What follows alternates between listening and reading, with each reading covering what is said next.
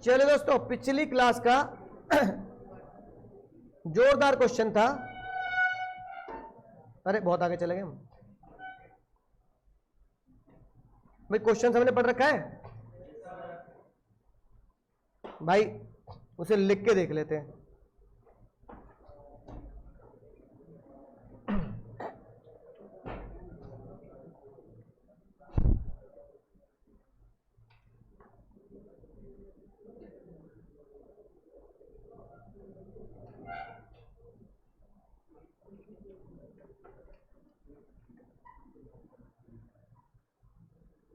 कहां चला गया? ये रहा चला है ना। ये लिख के देखते हैं, पढ़ ले एक बार, है ना। सिमिलर केस है, वहां दवाई की बात है और यहां दवाई की बात है और यहां केस सिमिलर है। अब लिख के देखते हैं हम, ये क्वेश्चन आएगा तो मैं एग्जाम में कैसे लिखूंगा। और ये भाई आज का होमवर्क है, और तमीज में लिख के भेज देना इसे। पहले मुझे बताओ, हाँ फोटो पहले मुझे बताओ, एक मिनट सुनो। अगर तूने एक वीक में रिप्लाई नहीं किया तो मैं मानूंगा कार हो गई मेरी। समझ गए क्वेश्चन? मुझे बताओ कौन सा लॉ लगेगा?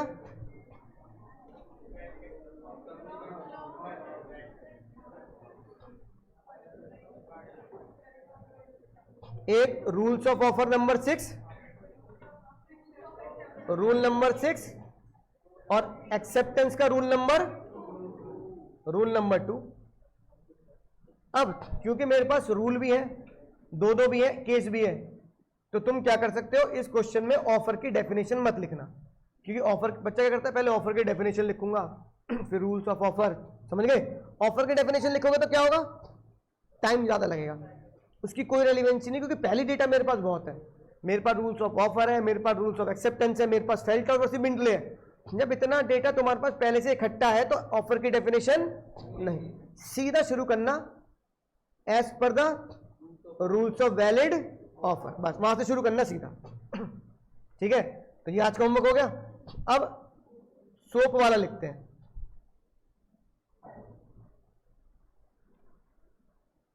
एग्जाम की मार्कशीट में मार्जिन मिलेगा, है ना, मिलेगा वहां पे, है ना। यहां क्या लिखेंगे, आंसर नंबर 2 या क्वेश्चन नंबर 2, उसका पार्ट ए बी सी जो भी आ रहा होगा ऐसे लिखेंगे। ठीक है। प्रोविजन, यहां तुम्हें पास प्रोविजन की कमी है तो यहां तुम क्या कर सकते हो, ऑफर की डेफिनेशन लिख सकते हैं।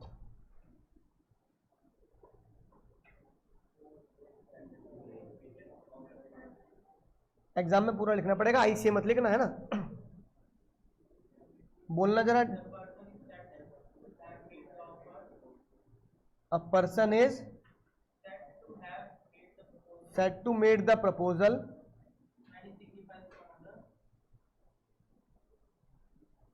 when he signifies to another his willingness to do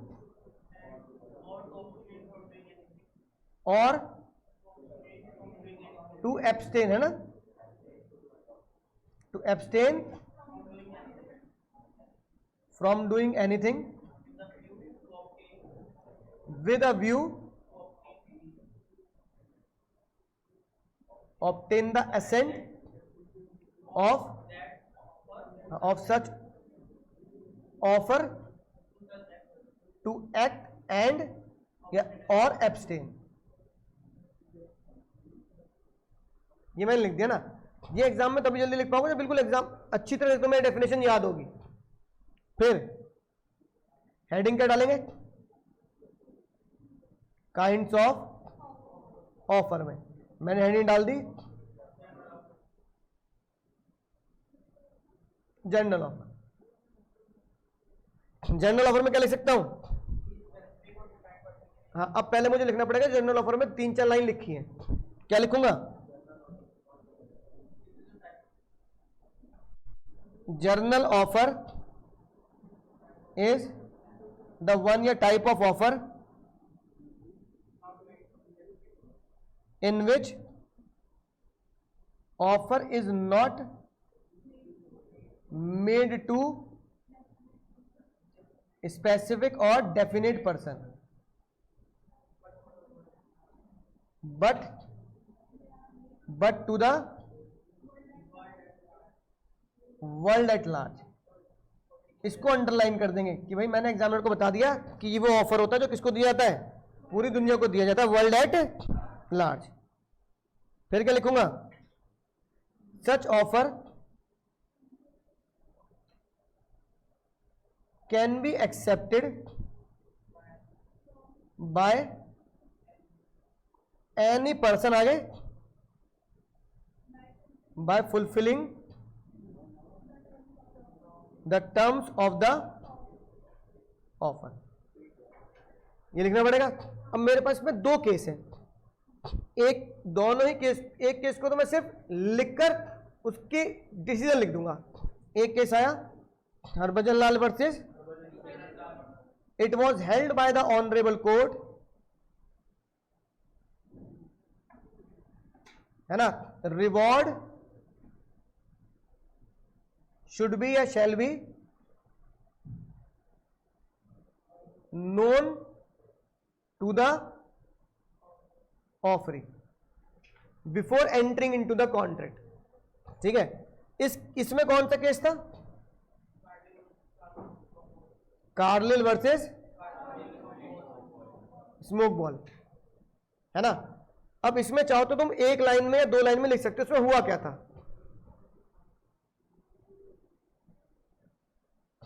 smoke ball company ने क्या किया, smoke ball company advertise that if any person, है ना, taking medicine and got influenza,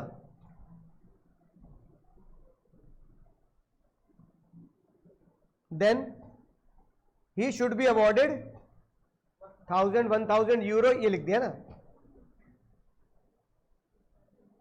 miss Carlill got influenza and sue carbolic smoke ball company. अब बताओ जज ने क्या डिसीजन दिया, बोलो। It was held by the honourable court that, हाँ, such offers are general offer and anyone can accept it by, सबसे important line जो इस केस से निकल के आई, बाय फुलफिलिंग या फॉलोइंग द इंस्ट्रक्शन। ये लाइन लिखनी बहुत जरूरी है, following the instruction given in the order, given in offer. ठीक है ना, तो क्या होगा, and such offer shall be enforceable.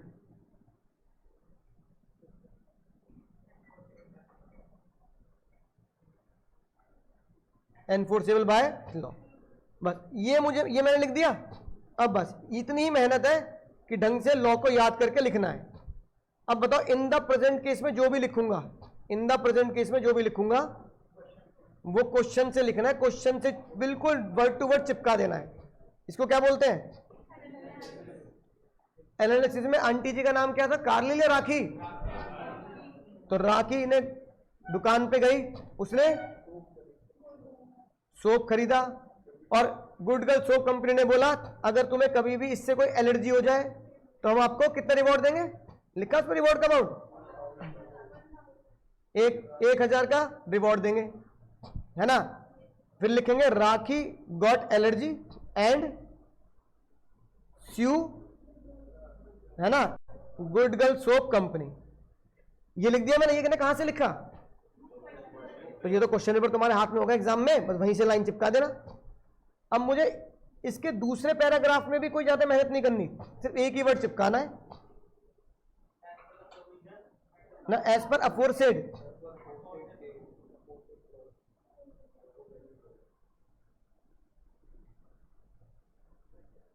है ना, एज पर अफोरसेड प्रोविजन, मन करे तो ये लिख देना, वरना कोई बात नहीं। सच ऑफर्स, जो राखी को मिला, received by Rakhi is general offer and are enforceable if offeree accepted by fulfilling the instruction, है ना। तो in present case rakhi accept the offer by fulfilling the, बोलो, instruction, कि राखी ने वो ऑफर एक्सेप्ट माना जाएगा क्योंकि उसने क्या किया है। अब आखिरी लाइन, कंक्लूजन क्या होगा। क्वेश्चन राखी की नजर से पूछ रहा है या गुड गर्ल सोप कंपनी की तरफ से। राखी की तरफ से पूछ रहा है तो आंसर राखी की तरफ से दूंगा। राखी कैन क्लेम द रिवॉर्ड, है कि नहीं बात, बोलो। तो मेनली जो मेहनत करनी है, पकड़ बनानी है भाई, वो